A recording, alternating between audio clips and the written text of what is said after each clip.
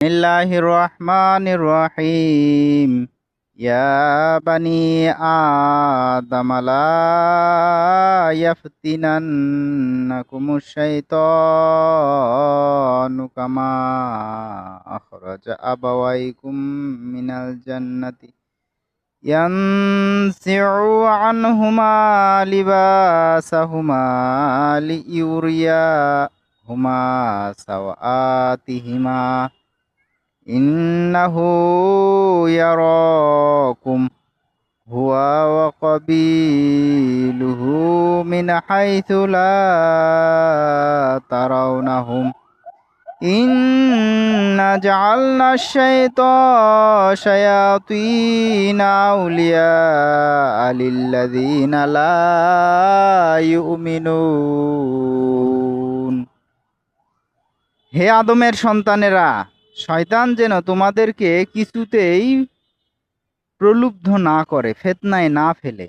যেভাবে তোমাদের পিতামাতাকে সে জান্নাত হইতে বহিষ্কার করিয়াছিল, তাহাদেরকে তাহাদের লজ্জা স্থান দেখাইবার জন্য বিবস্ত্র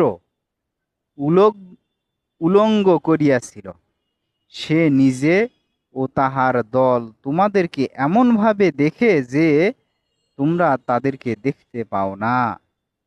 যাহারা ঈমান আনে না, শয়তানকে আমি তাদের অভিভাবক করিয়াছি। কথা একটা আয়াত, কিন্তু আলোচনা হয়ে গেল মেলাগুলা বিষয়।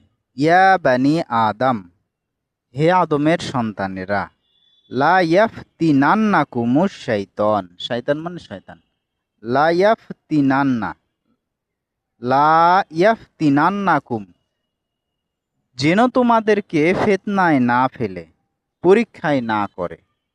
কামা, যেভাবে আখরাজা বাহির করে দিয়েছিল, আবা ওয়াই কুম, আবা ওয়াই কুম, আবা মানে পিতা, পিতামাতা, তোমাদের পিতামাতাদেরকে মিনাল জান্নাতি, বাগান থেকে বা জান্নাত থেকে, ইয়ানসিউ আনহুমা লিবাসাহুমা লিইউরিয়াহুমা সাওআতিহিমা, সে তাদের কাপড় খুলে নিয়েছিল, লিবাসাহুমা লেবাস, লেবাস খুলে নিয়েছিল উভয়ের, যাতে তারা তাদের নিজেদের লজ্জা স্থান দেখতে পায়।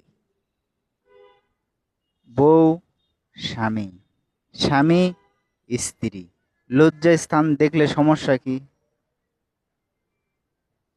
আল্লাহ এই কথাটাই বললেন যে যাতে করে তারা নিজেদের লজ্জা স্থান দেখতে পায়। আপনি নিজেই নিজের সাথে লজ্জা করবেন, আপনি বউয়ের সাথেও লজ্জা করবেন।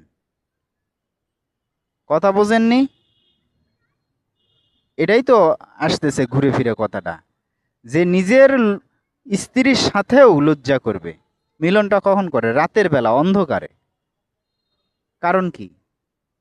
এটা দেখলে সাধারণত শরম কমে যায়, আর এটার প্রভাব পড়ে বাচ্চাদের। আপনারা যারা এভাবে করেন,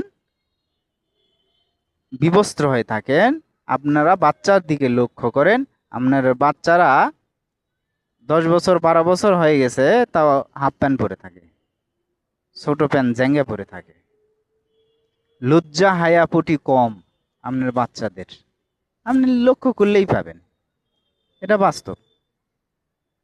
আর তাদের হায়া কমে যায়, মানে নিজেই নিজেরটাই, নিজে নিজের স্ত্রীরটা, এটাও যে খুব ভালো সুন্দর জিনিসটা না। শয়তান তাদেরকে বিবস্ত্র করলো, কি কারণ? যাতে করে তারা নিজেরা নিজেদের লজ্জা স্থান দেখে বা প্রকাশ হয়ে পড়ে। সে দেখে তোমাদেরকে, তার দলবল তোমাদেরকে দেখে, তোমরা কিন্তু তাদেরকে দেখতে পাও না। ব্যাখ্যা দিয়ে দিছে, এর আগের আয়াতে বলে দিছি যে শয়তান হচ্ছে তোমাদের প্রকাশ্য শত্রু, আল্লাহ বলে দিছেন। আমি পড়তেছি এখন 7 নম্বর সূরা 27 নম্বর আয়াত। ইন্না জাআলনা শায়াতিনা, নিশ্চয় আমি করে দিয়েছি শয়তানদেরকে আউলিয়া, আউলিয়া, আউলিয়া, দরবেশ বাবা। এই টানগুলা পরিচিত না আপনারা? পরিচিত। এই আউলিয়া দরবেশ বানায় দেয়। লিল্লাজিনা, তাদের জন্য যারা লা ইউমিনুন, ইমান আনে না, বিশ্বাস করে না। 7টা বিষয়ের উপর বিশ্বাস করা লাগে: আল্লাহর প্রতি, রাসূলের প্রতি, ধর্মের প্রতি, কোরআনের প্রতি, পরকালের প্রতি, জান্নাতের প্রতি, জাহান্নামের প্রতি, ভাগ্যের প্রতি। কোনো একটা বিষয়ে যদি আপনার অবিশ্বাস হয়, বিশ্বাস নড়বড়ে হয়, ত্রুটিযুক্ত হয়, তাহলে আপনার আউলিয়া হয়ে যাবে শয়তান। লেখা আছে, শয়তানে আপনার আউলিয়া বানাই দিবে, আপনার দরবেশ বানাই দিবে, আপনার পীর বানাই দিবে। শয়তান হয়ে যাবে আপনার বুজুর্গ। লেখা আছে, বের করেন, 7 নম্বর সূরা 27 নম্বর আয়াত। ইন্না জাআলনা শায়াতিনা আউলিয়া, আউলিয়া বানাই দেয়, আউলিয়া দরবেশ বানাই দিবে। নিশ্চয় আমি শয়তানকে দরবেশ আউলিয়া বানাই দেই তাদের জন্যে যারা বিশ্বাস করে না। আপনি কি পড়বেন? আপনি কি আল্লাহ বিশ্বাস করেন? না। আপনি পরকাল মরণ বিশ্বাস করেন? না। আপনি জান্নাত জাহান্নাম বিশ্বাস করেন? না। বিশ্বাস করেন তো মানেন না কে? বিশ্বাস আল্লাহ করেন তো আপনি আল্লাহর পায়ে সিজদা দেন না কে? এটা কি ধরনের বিশ্বাস? এই বিশ্বাসটা আপনাকে ওই কাজেত নিয়ে যায়নি, আর যেটা কাজেত আসেনি সেটা গ্রহণযোগ্য না।